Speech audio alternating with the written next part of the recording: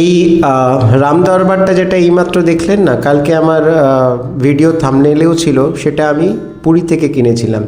এই যে দুর্গা মূর্তিটা দেখছেন, এটি এসছে বাঁকুড়া থেকে। সামনে শিব মূর্তিটার এসছে, এটা এসছে বর্ধমান থেকে।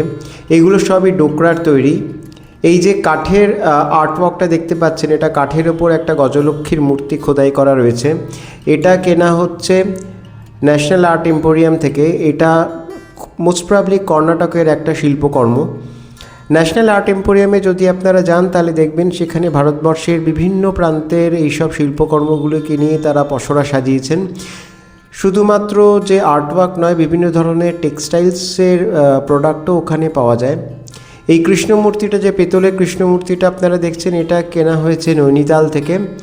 আর পাশের হাতিগুলো তো অবশ্যই ডুয়ার্স থেকে। আর সাদা যে পোর্সেলিনের হাতিটা, সেটা আমার উল্টোডাঙ্গাতে যে আমার অফিস ছিল ওর সামনের ফুটপাত থেকে কেনা। আমার একটা হবি রয়েছে যে বিভিন্ন জায়গার এইসব আর্টওয়ার্কগুলো কালেক্ট করা। আর এই যে ওয়াল হ্যাঙ্গিংটা দেখছেন, এটা আমি কিনেছিলাম ঔরঙ্গাবাদ থেকে। বুবু তো প্রায়শই বলে তুমি ঘর বাড়িকে একটা মিউজিয়াম করে দিয়েছো, কিন্তু আমার এগুলো করতে বেশ ভালোই লাগে। এই গণেশের আর্টওয়ার্কটা কেনা মঞ্জুষা থেকে। আর এই যে মিউজিশিয়ান গণেশগুলো যেটা আপনারা দেখতে পাচ্ছেন, এইগুলো কেনা ভুবনেশ্বরের একম্য হাট থেকে।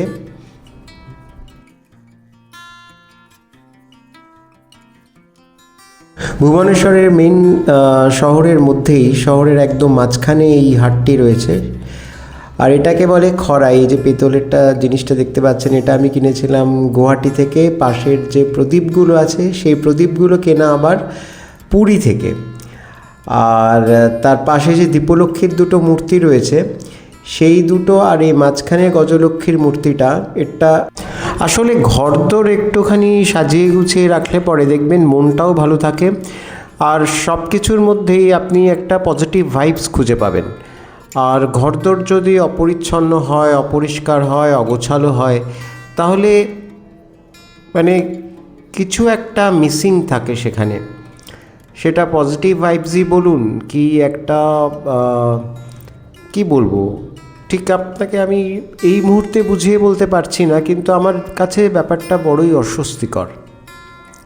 এই গজলক্ষ্মীর মূর্তিটা দেখুন, এর সঙ্গে একটা গণপতির মূর্তিরও একটা সেট ছিল, কিন্তু আমি দুটো মূর্তি একসঙ্গে কিনতে পারিনি। সেই সময় আমার বাজেটও সেটা পারমিট করেনি। সেই জন্য আমি একটা মূর্তি কিনেছিলাম। এটা বহু বছর আগে কেনা, 20 বছর তো হয়েই গেছে। আর এই যে খড়াই দুটো দেখছেন, এটা প্রথম আমি যখন অফিস ট্রিপে গুয়াহাটি যাই তখন কিনেছিলাম। আর এই তিনটে প্যাঁচা উড়ে এসে জুড়ে বসেছে পুষ্কর থেকে। একবার পুষ্কর গেছিলাম আমরা বাড়ির সবাই মিলে, সেখান থেকে কেনা। আর এই উটগুলো তো আর বলে দিতে হবে না, এগুলো এসছে জয়সলমীর থেকে, দীর্ঘ পথ পাড়ি দিয়ে। আসলে যেরকম ঘুরে বেড়াতে আমার খুব ভালো লাগে, সেই রকমই সেইখানকার যে জিনিসপত্রগুলো, স্পেশালি সেইখানকার এই ধরনের শোপিস যা পাওয়া যায়, শিল্পকর্ম যা পাওয়া যায়, সেইগুলো সংগ্রহ করতেও আমার খুব ভালো লাগে। এই হাঁসজোড়া এসছে কিন্তু গড়িয়াহাট থেকে, এরা বেশি দূর থেকে আসেনি। বহু বছর আগে একবার যখন এই ফ্ল্যাটটা রেনোভেট হয় তখন আমি এইগুলো কিনেছিলাম। এই হাঁস দুটো তখন কিনেছিলাম গড়িয়াহাট থেকে। আর সামনে ঝিনুকগুলো বিভিন্ন সমুদ্র তট থেকে এসছে, ঠিক বলা যাবে না। আর এই দুটো পাথর যে রয়েছে, একটা এসছে জয়ন্তী থেকে, আর একটা এসছে মোস্ট প্রবাবলি চূর্ণী নদী বা ওই জাতীয় কিছু একটা হবে। এখানে কিছু ডোকরার কালেকশন আছে। পেছনের ঘোড়া দুটো তো বাঁকুড়া থেকেই কেনা। মাঝখানের খড়াইটা আমাকে আমার গুয়াহাটির কলিগরা দিয়েছিল। মোস্ট প্রবাবলি আমি যখন ব্যাংকে কাজ করতাম সেই সময় ফেয়ারওয়েলে ওরা আমাকে এটা দিয়েছিল। আর সামনে দুর্গা মূর্তি আর পাশের যে দুটো ছোট ছোট ডোকরা শোপিস দেখছেন, সেগুলো কলকাতা থেকেই কেনা। আর এই হাতিটা রূপসা আমার জন্য কিনে নিয়ে এসেছিলো, অর্থাৎ তিন্নি নিয়ে এসেছিলো। ও একবার একটা ট্রিপে গেছিলো এমপিতে, ওখান থেকে কিনে নিয়ে এসেছিলো। এই বাঘের মূর্তিটা আমি সংগ্রহ করেছিলাম মোস্ট প্রবাবলি সিমলা থেকে। হ্যাঁ, সিমলা থেকে এই মূর্তিটা কিনেছিলাম। খুব সুন্দর এই মূর্তিটা, হঠাৎ করে চোখে লেগে গেছিলো, তখন সেখান থেকে কিনেছিলাম। শুধু চোখে লাগলেই তো হবে না, বাজেটও পারমিট করতে হবে। সেই জন্য আমি যখন ঘুরে মানে কোথাও বেড়াতে যাই, তখন এইসবের জন্য একটা বাজেট আমার কাছে নির্ধারণ করা থাকে। এই গন্ডারটা যেমন ডুয়ার্স থেকে কেনা, পাশের যে পিতলের গন্ডারটা দেখতে পাচ্ছেন ওটা কিন্তু ডুয়ার্স থেকে আসেনি, ওটা এসছে আসাম থেকে।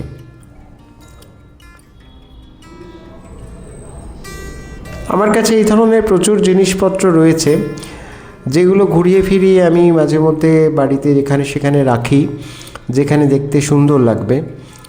তো আজকে সারাদিন অফিসের কাজ করতে করতে শরীরটাও আর দিচ্ছিল না যে একটা নতুন কোনো ভালো ব্লগ আপনাদের জন্য তৈরি করব। তাই ভাবলাম যে বাড়িতে এইসব চারিদিকে ছড়িয়ে ছিটিয়ে যে জিনিসগুলো আছে, যেগুলো আপনারা প্রায়শই আমার বিভিন্ন ব্লগে দেখে থাকেন, সেগুলোর সঙ্গে আপনাদের একটু পরিচয় করিয়ে দিই। এইখানকার শোপিসগুলো আর্চিজ আর্ট গ্যালারি থেকে কেনা অধিকাংশই। আসলে আগে যেটা বলছিলাম, ঘর বাড়ি গুছিয়ে রাখতে আমার কিন্তু ভীষণ ভালো লাগে। আমার আর বুবুর দুজনেরই এটা একটা হবি বা স্বভাব, যাই বলুন না কেন। অপরিষ্কার জিনিসটা আমরা একদমই পছন্দ করি না। এই যে ছবিটা দেখছেন, এটা উড়িষ্যার একটা চিত্রকল্প। এটা আপনি যদি পুরীতে কখনো বেড়াতে যান, পুরীর কাছেই রয়েছে রঘুরাজপুর, সেখানে ঘরে ঘরে এই ধরনের পটচিত্র তৈরি করা হয়। আপনি যদি এই ব্যাপারে ইন্টারেস্টেড থাকেন তাহলে অতি অবশ্যই ওই জায়গাটা একবার ঘুরে দেখবেন। আর প্রতিটি ঘরে কেউ না কেউ আছেন যারা সরকারি পুরস্কার পেয়েছেন, অর্থাৎ রাষ্ট্রপতি পুরস্কার পেয়েছেন। এরকম বহু মানুষকে আমি ওখানে দেখেছি। দেখুন কি সুন্দর পটচিত্রটা। এখানে শ্রীকৃষ্ণের রাসলীলাকে দেখানো হয়েছে। আর এই ছবিটা হচ্ছে মহাভারতের একটা খণ্ডচিত্র, ভীষ্মের সরসজ্জা।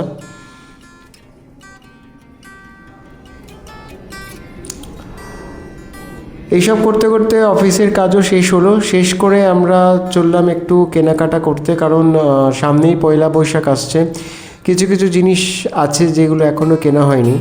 সাধারণত পয়লা বৈশাখে আমরা বাড়ির টুকটাক জিনিসপত্রই কিনি, আর ঠাকুরের জিনিস কিনি, আর কেনা হয় নিজেদের টুকটাক জামা কাপড়, যেগুলো পয়লা বৈশাখের দিন পরা হয়। বছরের প্রথম দিন বলে নতুন কিছু পরতে হয়, সেই জন্যই কেনা হয়, বিশেষ কিছু না। ওই কোথাও একটা জামা চোখে পড়লো সেটা কিনলাম, কিংবা গেঞ্জি, শর্টস, বারমুডা, যেগুলো আমি বাড়িতে পরে থাকি, সেগুলো সবার জন্যই তাই কেনা হয়। এমন কিছু হাইফাই বাজারহাট করা হয় না। আগে আগে যখন সোনার উপর দাম খুব কম ছিল, তখন আমরা এই সময় ছোট ছোট সোনার উপর জিনিসও কিনতাম, কিন্তু এখন তো সেগুলো ধরাছোঁয়ারই বাইরে। আমি প্রতি বছর ঠাকুরের জন্য রূপোর কোনো না কোনো জিনিসপত্র কিনতাম, কিন্তু এইবার সেটা করতে পারলাম না, কারণ সবাই জানেন যে বাজেট সেটা পারমিট করলো না কিছুতেই। আর কবে করবে তাও জানি না। সে যাই হোক, ওইসব জিনিস কেনার মধ্যেও একটা ঝক্কি রয়েছে, কারণ রূপোর জিনিস ঠিকমতো মেনটেন করতে না পারলে মনে হয় যেন কোনো একটা প্রাগৈতিহাসিক যুগ থেকে আমি সেটাকে তুলে নিয়ে এসেছি। সুতরাং আর সেটা কষ্টসাধ্যও বটে, এখন আর ভালো লাগে না। আমরা এখন চলে যাচ্ছি কালীঘাটে। সেখানে একটা বাসনের দোকান আছে, সেখানে ঠাকুরের জন্য একটা পিতলের থালা গ্লাস কিনবো। আর বলতে বলতে আমরা চলেই এসেছি এখানে। এই দোকানটাতে আমরা প্রায়ই আসি, এটা বুবুরও বেশ চেনাশোনা একটা দোকান। কালীঘাট যে স্কাইওয়াকটা আছে তার ঠিক পাশেই, কালীঘাট মন্দিরের আগের মোড়ে এই দোকানটা। শিব দুর্গা বাসনের দোকান, শিব দুর্গা বাসন স্টোর্স বা এই জাতীয়। এদের প্রচুর স্টক, বহু মানে বিভিন্ন ধরনের পিতলের মূর্তি, পিতলের বাসন, কাঁসার বাসন, সমস্ত কিছু এখানে পাওয়া যায়। এদের মূর্তির স্টকটি কিন্তু দেখার মতো। কোনো দিন যদি সময় সুযোগ হয় তাহলে ডিটেলসে আপনাদের দেখাবো। আর ভেতরে রয়েছে একটি কুষ্টি পাথরের বিষ্ণু মূর্তি, এটিও বিক্রির জন্য। আমি একবার এর দাম জিজ্ঞেস করেছিলাম, উনি বলেছিলেন যে বেশ কয়েক লাখ টাকা। তো এই রকম পিতলের থালা কেনার ইচ্ছে ছিল, তো সেটাই কিনলাম। কি কিনলাম সেটা পয়লা বৈশাখের দিনই আপনারা দেখতে পাবেন, যখন ঠাকুরকে আমি ভোগ দেব।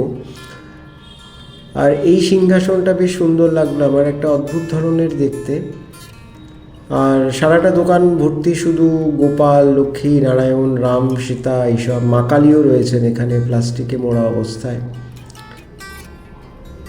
পিতলের ঠাকুর কিন্তু বাড়িতে রাখলে পরে সিংহাসনে বেশ সুন্দর লাগে, কিন্তু সেগুলো মেনটেন করাটা খুব কষ্টকর। আজকে রাস্তায় আমি অনেকগুলো এই ইলেকট্রিক চালিত অটো দেখলাম। এর আগেও দেখেছি, তবে এত দেখিনি। কলকাতার রাস্তায় আস্তে আস্তে এই অটোগুলোর সংখ্যা বৃদ্ধি পাচ্ছে। সেটা একদিক দিয়ে ভালো, কারণ এগুলো একদম দূষণমুক্ত যানবাহন। আপনাকে এগুলোতে ইলেকট্রিক চার্জ দিতে হবে। তো এক অটো চালক ভাইয়ের সঙ্গে আমার একবার আলাপ হয়েছিল অটোতে যেতে যেতে। সেই অটোটাও ইলেকট্রিক চালিত ছিল। তো উনি বলেছিলেন যে এটা পেছনে মাস গেলে প্রায় 3,000 টাকার মতন খরচা হয়, যেটা পেট্রোল বা ডিজেলের তুলনায় অনেকটাই কম। সারা রাত চার্জ দিলে পরে সারাদিন ঠিকঠাকই চলে। আর এগুলো তো খুব শর্ট রুটে চলে না, সেই জন্য সেরকম কোনো অসুবিধেই হয় না। চলে এলাম গড়িয়াহাটে। সেখান থেকে আমাদের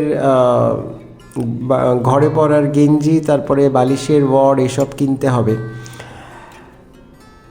তো দেখুন, তখন রাত্রি 9টা বাজে যখন আমরা গড়িয়াহাটে পৌঁছেছিলাম। তবুও সমস্ত দোকানপাট খোলা এবং সেলের জন্য এখানে প্রচুর কেনাকাটা হচ্ছে। প্রচুর মানুষজন আসছেন, তাদের পছন্দের জিনিসপত্র কিনছেন। আমি আর বুবু হাতড়ে হাতড়ে আমাদের চেনা একটা দোকানে চলে গেলাম, যেখান থেকে আমরা এই স্যান্ডো গেঞ্জি এইসব কিনি।